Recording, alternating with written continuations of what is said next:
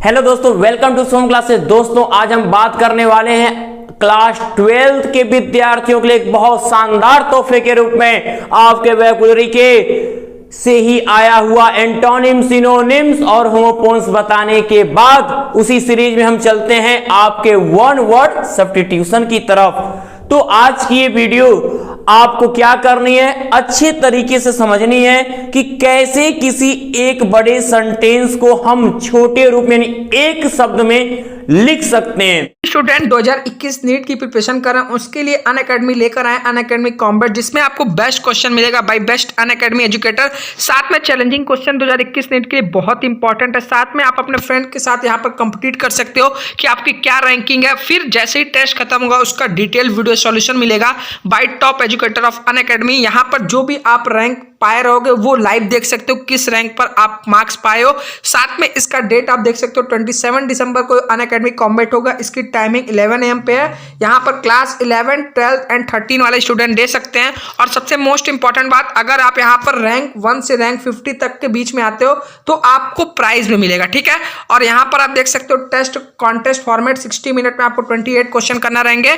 और इसमें जितने भी स्टूडेंट देख रहे हैं वो बिल्कुल फ्री में एनरोल कर सकते हैं। डिस्क्रिप्शन में आपको लिंक मिलेगा, उस लिंक पे क्लिक कर कर आपको वहां पर एक कोड डालना पड़ेगा, उस पे शुभम @ जो आपको स्क्रीन पर दिख रहा है, जैसे ही डालोगे आप बिल्कुल फ्री में एनरोल कर लोगे, ठीक है। तो जितने भी स्टूडेंट देख रहे हैं डिस्क्रिप्शन में लिंक, वहां जाकर तुरंत एनरोल कर लो। शुरू करते हैं आज के इस वीडियो को। सबसे पहले करना क्या होता है, एग्जाम में ये 3 आएंगे सेंटेंस, जिसमें से आपको हर एक सेंटेंस को एक शब्द में आपको लिखना होगा। कितने?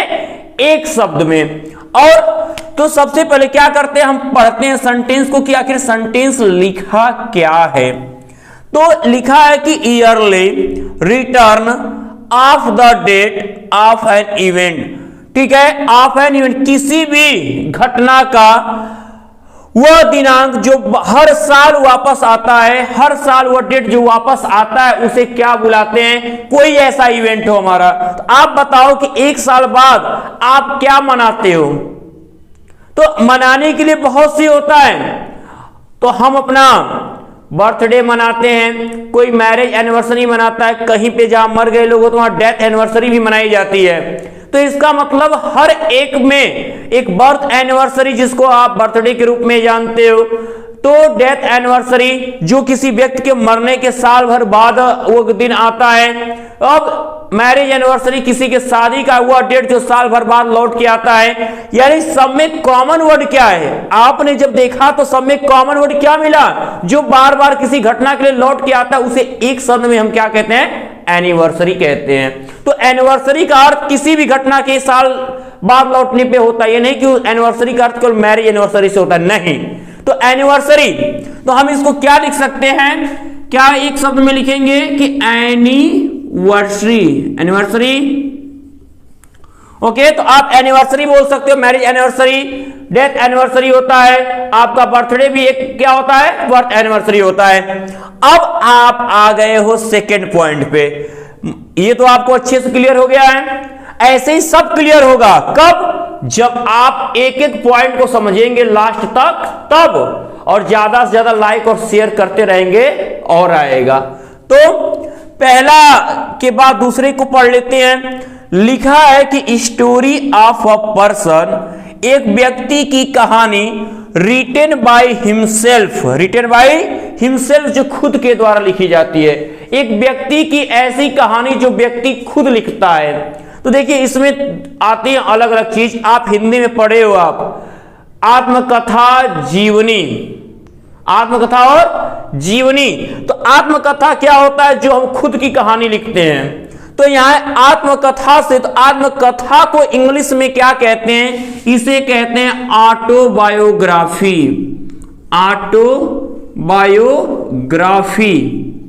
ये होती है इसकी इंग्लिश ऑटोबायोग्राफी। ओके,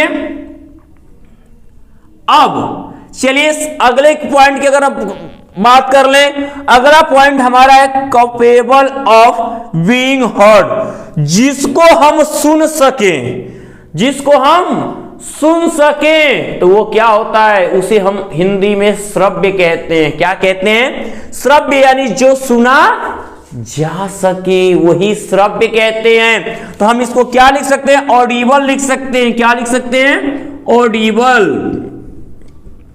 देखिएगा बच्चों, जो भी आपको कहीं पर भी दिक्कत होगी, कमेंट बॉक्स है, कमेंट करिए, जो नहीं आएगा मैं बताऊंगा।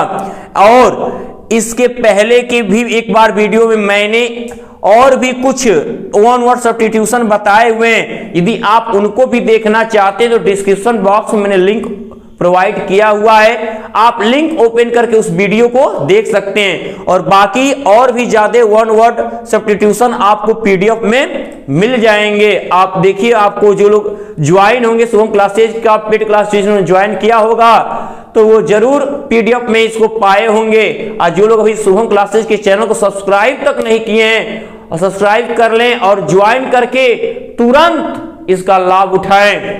तो अब आगे हम आते हैं। अ मैन, एक ऐसा व्यक्ति हु रिमेन्स अनमैरिड, जो बिना शादी का होता है। यानी एक ऐसा व्यक्ति जिसकी शादी नहीं हुई होती है। आपके घर में हो, आपकी तो अभी उम्र ही नहीं है, मान लीजिए हमें ले लीजिए, और ऐसे लोग लें जिनकी शादी नहीं हुई है, उन्हें हम क्या बुलाते हैं? उन्हें कहते हैं बैचलर। क्या बोलते हैं? बैचलर। तो हम इसको क्या लिख सकते हैं? BACHELOR, बैचलर होता है, कुआरा। ठीक है ना? तो a man who remains unmarried, उसे क्या बुलाते हैं? बैचलर बुलाते हैं। ओके, अब आते हैं आगे की तरफ। अ लिस्ट ऑफ बुक्स, किताबों का संग्रह। अब कहोगे किताबों का संग्रह को हम क्या आप बोलते हो? किताबों के संग्रह को क्या कह सकते हो? नहीं, लाइब्रेरी तो कहोगे नहीं। लाइब्रेरी मालूम भी है किसको कहते हैं? आप कह रहे हो कि लाइब्रेरी कहते हैं, तो लाइब्रेरी किसे कहते हैं मालूम है? लाइब्रेरी यानी प्लेस जहां किताबों के समूह को रखा जाता है। वो प्लेस क्या होता है? जहां पर हम पढ़ते हैं बैठ के, और वो किताबों का एक संग्रह, वो स्थान, वो लाइब्रेरी। तो किताबों के बस संग्रह की बात करें तो उसे कैटलॉग बोलते हैं। तो क्या लिखेंगे हम यहां पे? कैटलॉग। तो यहां हो जाएगा कैटलॉग।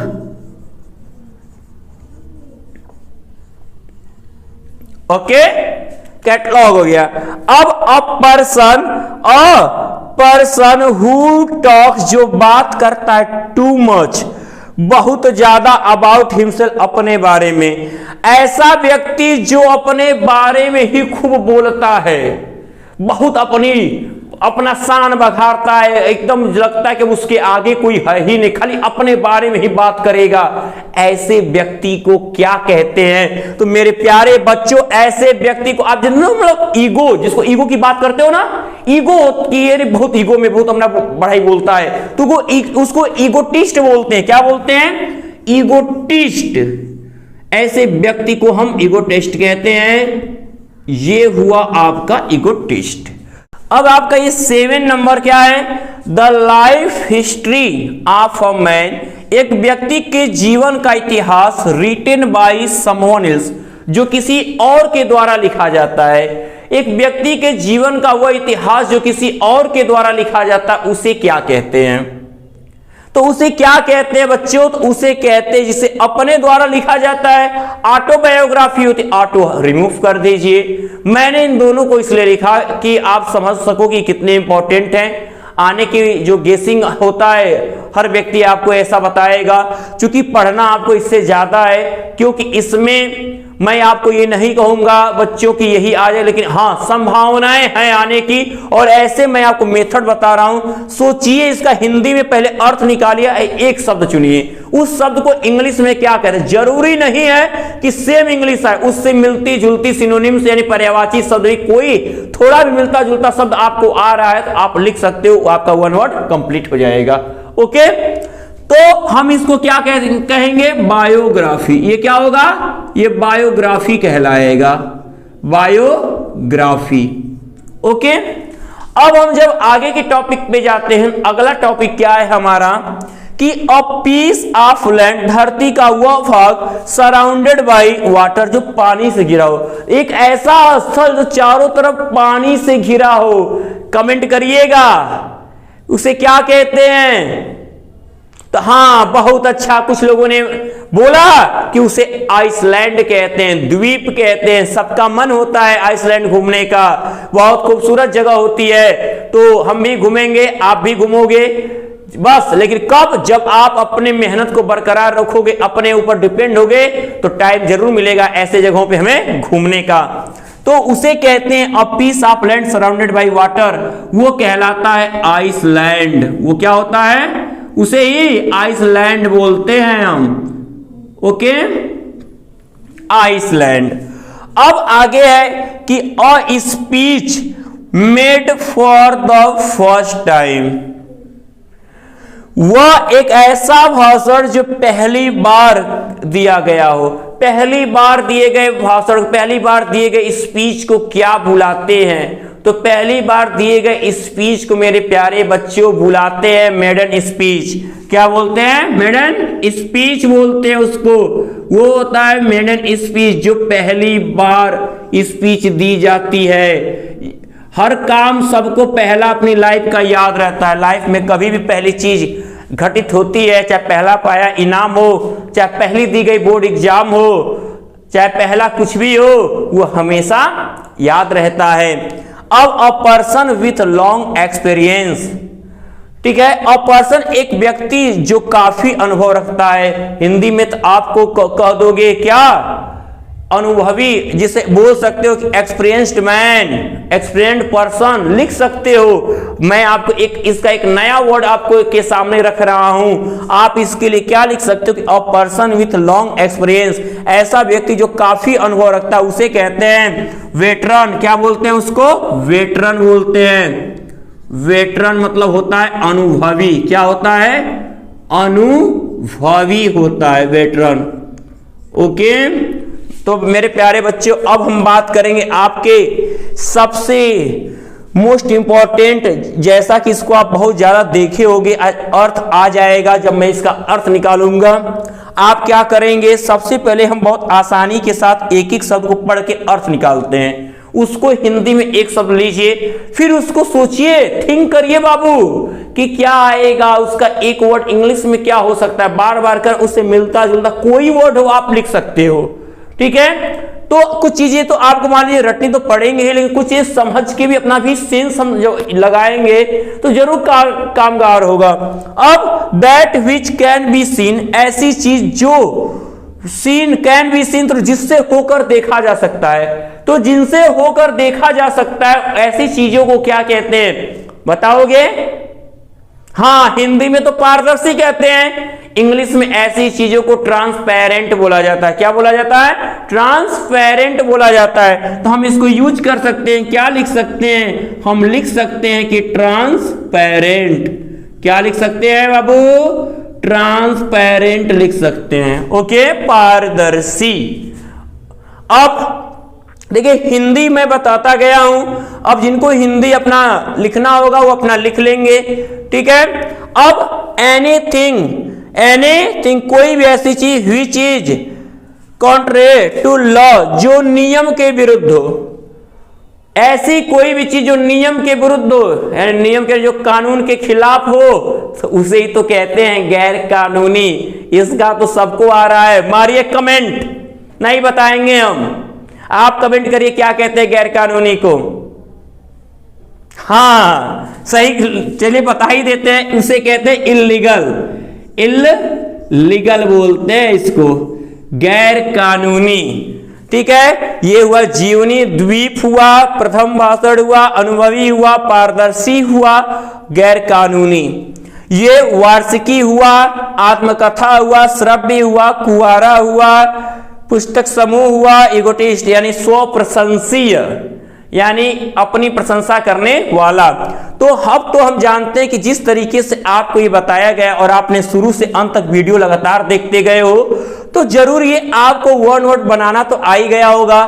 और ये बोर्ड एग्जाम 2021 के लिए जो ये पैटर्न मैंने आपको समझाया है बाबू, ये 3 नंबर आप लेके रहोगे। ये वोकैबुलरी का जो आपका 14 मार्क्स आपका है, ये पूरा कलेक्ट करना है।